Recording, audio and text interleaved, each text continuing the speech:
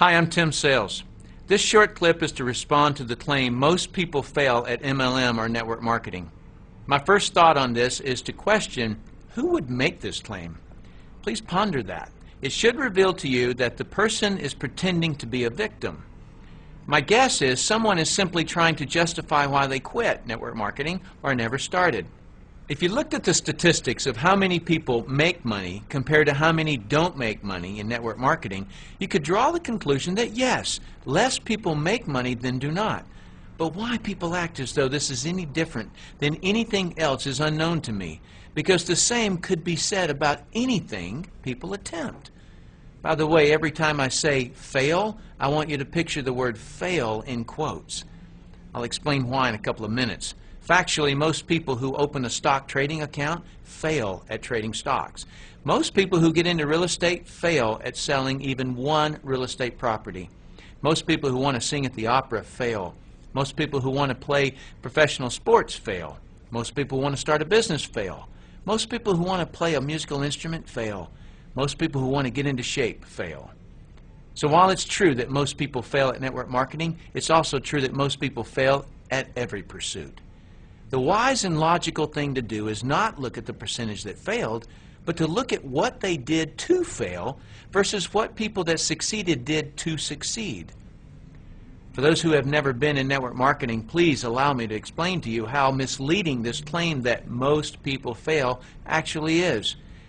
To get into a network marketing company, it typically takes less than $50 to purchase a starter kit, which is all that is required to join a company. And logically, a new person will purchase some products so they'll know what they're selling. So let's say it cost a total of $300 for the products in the starter kit. Now, according to the people who claim that most people fail, if that person who bought their kit stops doing the business at any time in the future, they failed. That's how that statistic is calculated. But get this. In most network marketing companies, if the person quits, they could send the products back within a certain time and get a refund. So their true loss is only the $50 starter kit and maybe a product restocking fee. One of the main network marketing companies will give you a 100% refund on products and the starter kit if returned within 30 days. In fact, you get a 90% refund if you return the products within a full year. Let me put this into perspective for you. A couple of years ago, I watched Tiger Woods playing golf on TV. He was having a blast, and he made it look so easy. So I thought I wanted to play golf. I grabbed my wife and we went to a golf driving range near our house. We just happened to have our camera with us so we can recreate this experience for you. We weren't horrible at it and thought it would be fun and challenging to get involved with golf. We both went down to the local golfsmith store and bought some golf clubs, bags, shoes, balls, and a couple of training books and DVDs. Walked out an hour later having spent $4,000. We went to the driving range a few times to practice, which cost us about $20 each trip. We played a couple of times at a local golf course for about $80 plus $30 to ride in a little golf cart. So it was about $110 each time we played. I then read about a beautiful golf course in Naples, Florida at the Ritz-Carlton Resort. We drove there and it cost us about $700 a night to stay at the hotel and $200 each to play the course. That day, we played, it was around 100 degrees outside, and we sweated for 4 hours straight. I played terrible and hated the experience. I hated it primarily because I performed terribly and the heat made it very uncomfortable. We left Naples having spent $1,200. When we got home, I threw the clubs in the garage and haven't played since. So my golf experience cost me about $5,000, of which none of it was refundable. Why didn't I post up a website and write about how the golf industry is ripping people off, and when you look at the statistics, the odds of playing golf like Tiger Woods is less than 0.0001%? Why didn't I scream and yell about the unfairness that the actual cost of the golf club is only about $6, but Golfsmith charged me $100 each club? I didn't post a website like that because I'm not playing victim. I know what happened. I didn't fail at golf, I quit. Allow me to point out some similarities between my golf experience and network marketing. Watching Tiger Woods having fun was like me going to a business presentation and getting excited. Going to the driving range with my wife was like asking a friend to join me. It looked fun and we thought we would be able to do well at it. Buying the golf clubs and all of the gear was like buying a starter kit with some products, although I spent a lot more money on golf clubs. Buying the books and training DVDs is similar to buying the training materials in network marketing. The fact that I didn't perform to my expectations that day in Naples is very similar to someone not having immediate success in network marketing. What I am sure of is that every person who is a professional golfer has had days where they didn't play to their expectations, but they evidently didn't quit. They stuck to it. Their interest in being great at golf was greater than their interest in quitting. The truth is, I didn't fail at golf. I quit golf. All the millions and millions of people who have golf clubs in their garage and aren't playing golf now didn't fail at golf either. They quit. The true facts are, it takes no effort to quit network marketing. Just throw your kit in the garage and not do it anymore. That's all it takes to quit.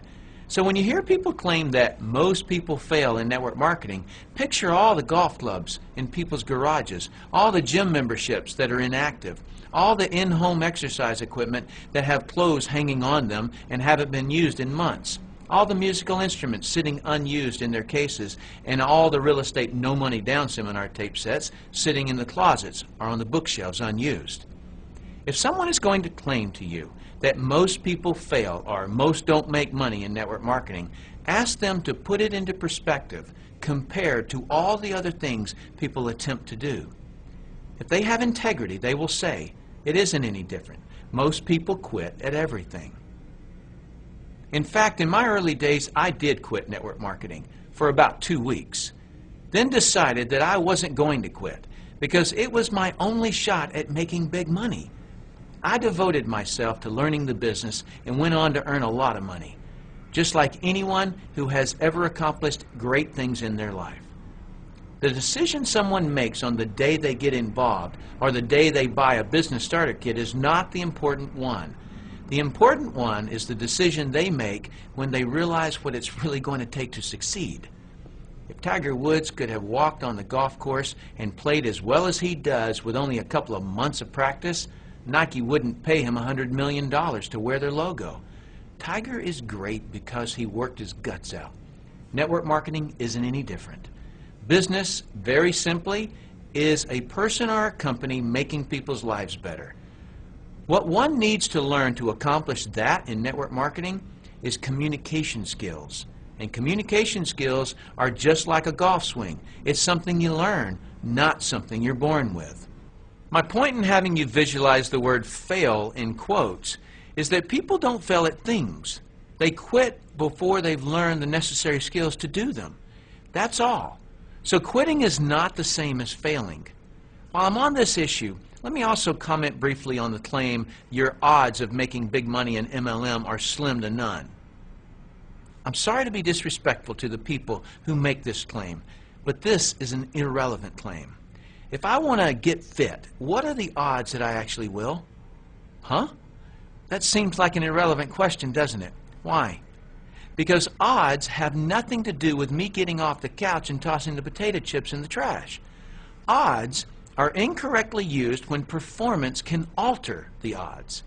If I roll a die, there's no performance involved. So someone can say the odds of rolling a 3 are 1/6. Or if I flip a coin, there's no performance involved. The odds are 50-50. If I buy a lottery ticket, there's no performance involved. Therefore, odds can come into play. But if I'm trying to putt a little white ball into a hole on the golf course, there's performance involved. If I'm trying to build a business, there's performance involved, and odds are irrelevant. Performance is, has been, and always will be based on knowledge and training. That's how anyone gets better at anything. My son asked me a question that I'd love to know how you would have answered. Here's his question. Dad, what are the odds of me making the school golf team? If it was your son, how would you have answered it? Well, my answer was, son, odds have nothing to do with it. Your performance dictates whether you make the golf team, not your odds. Anyone who achieves anything noteworthy in life does so by getting the right training. I suggest you do the same. I'm Tim Sales.